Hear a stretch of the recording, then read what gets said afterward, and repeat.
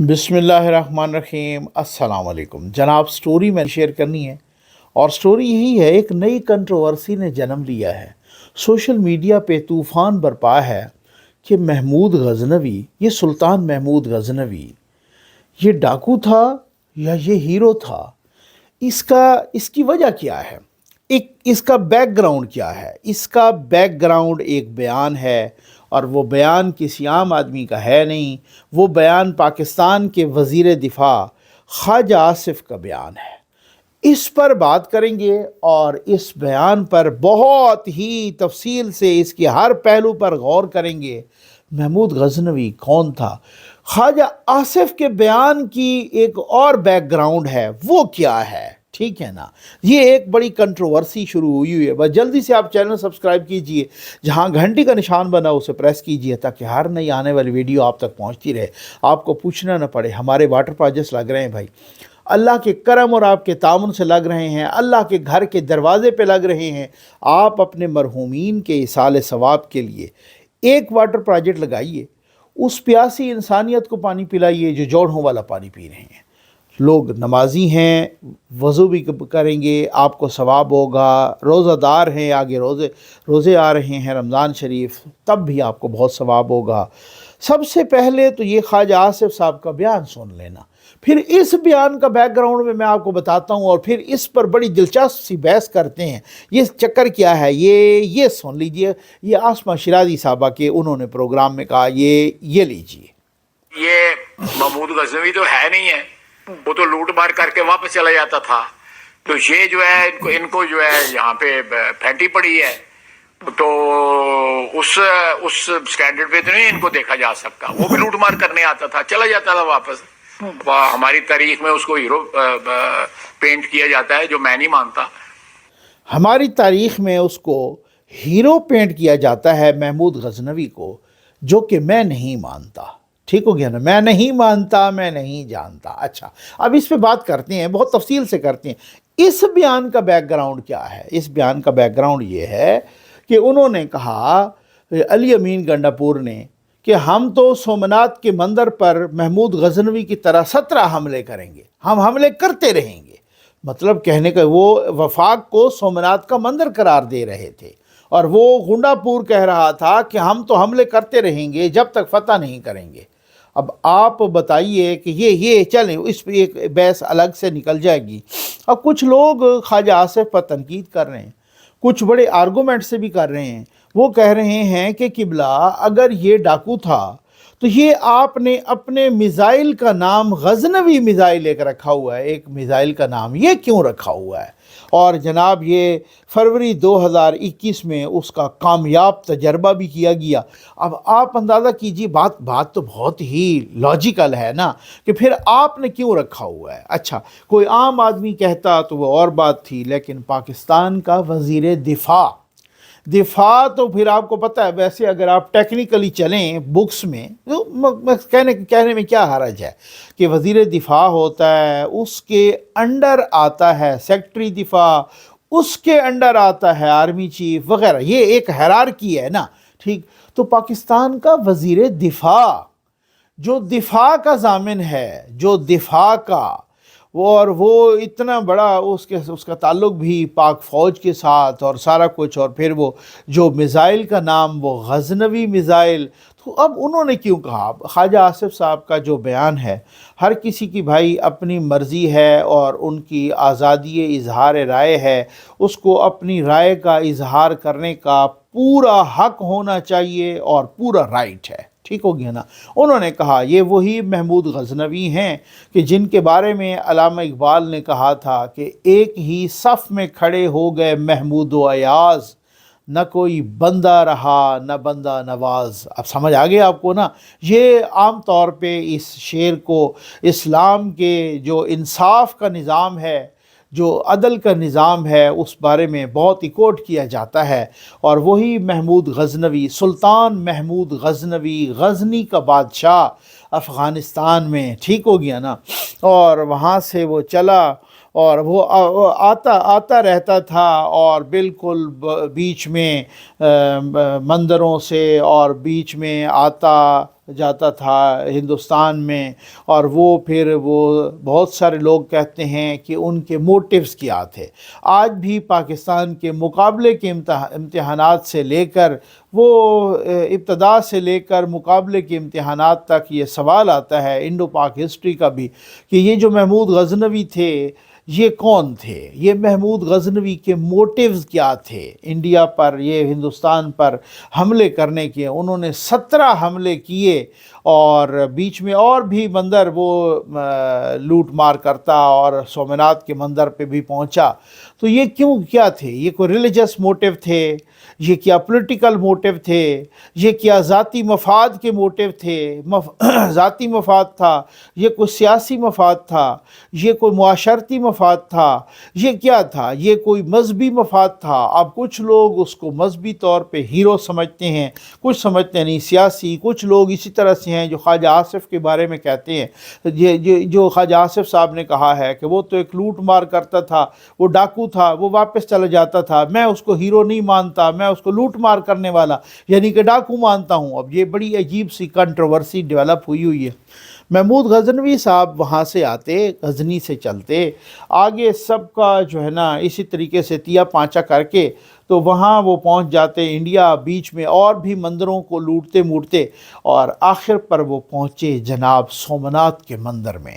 سومنات کا مندر آپ کو پتہ ہے بہت ہی اہم ترین مندر تھا سومنات کا، اور وہاں پر جب وہ پہنچے اور انہوں نے باقی بتوں کو بھی توڑا، تو ایک وہ پھر مندروں میں ان کے بارے میں لکھا ہوا ہے تاریخ میں، آپ انڈو پاک ہسٹری پڑھیں تو جو بہت سارے زیورات، سونے کے سکے، سونے چاندی کے سکے، ہیرے جواہرات وہ سارے لے جاتے تھے۔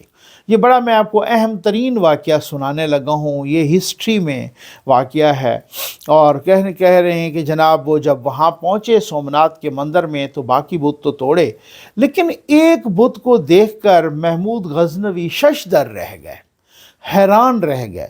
یہ سومنات کا مندر ایک بہت بڑا مندر تھا، اور جناب انہوں نے دیکھا کہ بالکل مندر کے بیچوں بیچ ایک بت ہے جو کہ ہوا میں معلق ہے، ہوا میں، ٹھیک ہو گیا نا، یعنی اس کی کوئی سپورٹ نہیں نظر آ رہی، نہ اوپر سے نہ نیچے سے نہ سائیڈوں سے، بالکل ہوا میں معلق ہے وہ بت۔ سلطان محمود غزنوی یہ دیکھ کر اور اس کے باقی بندے بھی دیکھ کر بڑے حیران ہوئے، کچھ کا تو پتہ نہیں ایمان بھی جانے لگا غالباً، ٹھیک ہو گیا نا، اور کچھ تو حیران ہوئے اور کچھ نے تو اچھا۔ پھر اس کے بعد سلطان محمود غزنوی نے جب دیکھا کہ یہ تو پوری فوج حیران ہو گئی ہے، سلطان محمود غزنوی نے اپنے وہ جو دانشور تھے نا درباری، یعنی یوں سمجھ لیجئے کہ اپنے تھنک ٹینک کو بلایا، جو اپنے تھنک ٹینکس تھے ان کو بلایا، ان سے کہا یار یہ کیا ماجرا کیا ہے، یہ چکر کیا ہے؟ خیر یہ انہوں نے اس پر میٹنگ کی، اس کو دیکھا ادھر ادھر، ان کو رپورٹ دی ان کے تھنک ٹینکس نے، اور سلطان محمود غزنوی کو کہا کہ جہاں پناہ بات یہ ہے کہ یہ بت جو ہوا میں معلق ہے یہ کوئی جادو نہیں ہے، یہ کوئی اور معجزہ نہیں ہے، یہ کوئی اس طرح کوئی بات نہیں ہے، بلکہ یہ بت جو معلق ہے، یہ مندر کی یہ جو دیواریں ہیں نا، ان میں چاروں دیواروں میں چھت میں بھی بہت بڑے بڑے مقناطیس لگے ہوئے ہیں، چاروں دیواروں میں بہت بڑے بڑے مقناطیس لگے ہوئے ہیں، اچھا میگنیٹ۔ تو اس نے کہا یہ بت ہے، انہوں نے کہا سلطان کو بتایا کہ یہ بت ہے، یہ لوہے کا بنا ہوا، مقناطیسوں کی سیٹنگ ایسے کی گئی ہے کہ یہ اس کو کھینچ رہے ہیں چاروں طرف سے، اور اس کا توازن ایسے رکھا گیا ہے، اس کا جو بیلنس ہے یہ گرتا نہیں ہے۔ تو سلطان محمود نے کہا کہ اس کا آپ کے پاس کوئی ثبوت ہے؟ اس نے کہا جی ہاں ہے۔ انہوں نے کہا کیا ثبوت ہے؟ انہوں نے کہا ثبوت یہ ہے کہ مندر کی ایک دیوار گرائی جائے، اور یہ اب بھی پتہ چل جائے گا۔ جب انہوں نے مندر کی ایک دیوار کو گرایا، تھوڑا سا گرایا، تو وہ بیلنس ڈسٹرب ہو گیا نا، وہ میگنیٹ بھی بیچ میں سے نکل آیا اور وہ بیلنس بھی ڈسٹرب ہو گیا، تو وہ بت دھڑام سے نیچے گر گیا۔ اب سلطان محمود غزنوی نے کہا کہ اس بت کو توڑیں۔ جو وہاں پر موجود تھے ہندو اور ان کے بڑے پادری وغیرہ، تو وہ پھر جو ہے نا وہ اس کے وہ ہندوؤں کے جو بڑے ہیں تو وہ پھر وہاں پر جو ہے نا آ گئے اور انہوں نے سلطان محمود غزنوی کے اس کا نا وہ کیا، وہ کاہن وغیرہ جتنے بھی تھے انہوں نے منت سماجت کی اور انہوں نے کہا کہ جناب اس کو بت کو آپ نہ توڑیں، آپ ویسے بھی توڑ رہے ہیں، باقی بتوں سے بھی آپ خزانہ بھی لے کے جا رہے ہیں، آپ اس بت کو نہ توڑیں، یہ بت ہمیں بہت پیارا ہے اور اس کے بدلے میں ہم آپ کو ہیرے جواہرات دے دیتے ہیں جتنے آپ کو چاہیے۔ ٹھیک ہو گیا؟ اچھا، ہیرے جواہرات تو خیر وہ لوٹتے تھے، اس میں تو کوئی شک نہیں ہے، اب اس میں لوٹنے میں آگے کیا کرتے تھے وہ بہت ساری ایک نئی بحث ہے، لیکن وہ دولت تو وہ لے کے جاتے تھے۔ تو سلطان محمود غزنوی کو بہت سارے جو ان کی اپنی آرمی کے جرنیل، جو باقی تھنک ٹینک، جو باقی لوگوں نے کہا جی دیکھیں ہم نے تو ویسے دولت لے جانی ہے، تو یہ اتنی ساری ہمیں دولت دے رہے ہیں، آپ اس کو نہ توڑیں، اگر یہ کہہ رہے ہیں تو آپ اس کو نہ توڑیں۔ ٹھیک ہو گیا؟ اچھا، بہرحال سلطان محمود غزنوی نے اس وقت فوج کو ایک جملہ کہا کہ اگر یار میں اس کو نہیں توڑوں گا تو پھر تاریخ مجھے بت شکن نہیں کہے گی، بت فروش کہے گی کہ اس نے بت بیچ دیا تھا۔ ٹھیک ہو گیا؟ تو لہٰذا میں نے اس کو توڑنا ہے۔ اچھا، جب اس بڑے بت کو توڑا گیا تو اس میں وہ جو آفر کر رہے تھے اس سے 4 گنا زیادہ ہیرے جواہرات، سکے، سونے چاندی کے، دولت، سونا یہ نکلا۔ ٹھیک ہو گیا؟ اب وہ لوٹ کے لے گئے۔ ہندو ظاہر ہے ڈیفینیٹلی سلطان محمود غزنوی کو ڈاکو ہی کہیں گے، خواجہ آصف صاحب کی طرح، اور وہ ہیرو تو نہیں کہہ سکتے، ٹھیک، لیکن یہاں پر کچھ لوگ ان کو ہیرو بھی مانتے ہیں۔ اب یہ ایک کنٹروورسی ہے، اس کا فیصلہ آپ نے کرنا ہے، میں نے نہیں کرنا، لیکن ایک بات ہے، اس زمانے میں جب سائنس اینڈ ٹیکنالوجی نہیں تھی، اس زمانے میں ایک بت کو اس طرح سے معلق کرنا، فن تعمیر کی تو داد دینی پڑے گی، اس تکنیک کی تو داد دینی پڑے گی، ایک بات۔ دوسری بات یہ ہے یار کہ سلطان محمود غزنوی نے بت توڑے یا بتوں کو توڑا، یا سومناتھ کے مندر میں سب سے بڑے بت کو توڑا، اس کی عجیب سی مختلف حوالوں سے کنٹروورسیز ہیں، ان کے موٹیوز کے حوالوں سے بھی بہت سارے لوگ کہتے ہیں ان کا سیاسی موٹیو تھے، بہت سارے لوگ کہتے ہیں ان کا مذہبی موٹیو، مذہبی مقاصد تھے، بہت سارے لوگ ان کے معاشی، بہت سارے لوگ ان کے معاشرتی، بہت مختلف حوالوں سے اس کا وہ پورٹرے کر رہے ہیں لوگ اس کو۔ لیکن ایک بات ہے، اگر آپ میں سے یا میرے سمیت کوئی سبق لینا چاہے تو میں کہتا ہوں کہ جس طریقے سے سلطان محمود غزنوی نے بت توڑے، آپ مندر کی بتوں کو نہ توڑیں۔ ٹھیک ہو گیا نا؟ کسی کی عبادت گاہ میں خلل نہیں ڈالیں، کسی کی مقدس مقامات کا، ہر کسی کا احترام ہونا چاہیے اور ان مقدس مقامات کا کسی طریقے سے وہ نہیں ہونی چاہیے، بے حرمتی اور تضحیک نہیں ہونی چاہیے۔ لیکن ایک بات ہے، آپ بھی آج بت توڑ سکتے ہیں، لیکن کون سے؟ آپ اپنے دل کے سومناتھ کے بت توڑیے۔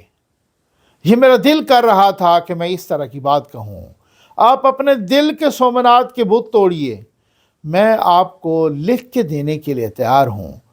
دل میں اگر منافقت کا بت ہے آپ اس کو توڑیے، آپ کو اطمینان کی دولت ملے گی۔ دل میں اگر حسد کا بت ہے آپ اس کو توڑیے، آپ کو سکون کے سکے ملیں گے۔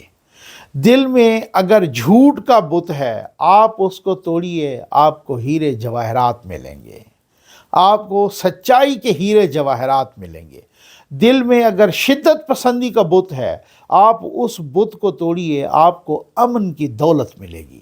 اور ایک بات ہے، یوتھیوں کو میں خاص طور پہ کہنا چاہوں گا کہ آپ کے دل میں ایک بت ہے، اس بت کا نام ہے یوتھیاپے کا بت۔ یقین کیجئے آپ اگر اس بت کو توڑ دیتے ہیں نا تو آپ کو عقل کی دولت ملے گی۔ میں آئندہ پھر آپ کو یہ کبھی نہیں کہوں گا کہ آپ کا اپر چیمبر فارغ ہے۔